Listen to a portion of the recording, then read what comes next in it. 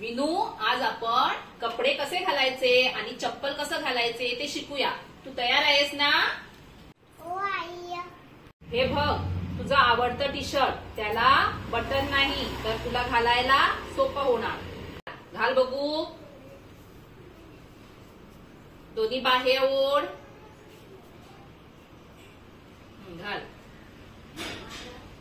ओढ. खालती ओढ. शाबास. घालायला शिकूया. हा, अगोदर पाय ठेव. घाल.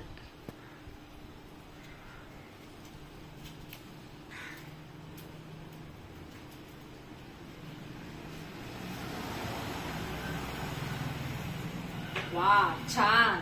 आता तुला कपडे आणि चप्पल घालायला येतं. आज प्रयत्न करत राहा.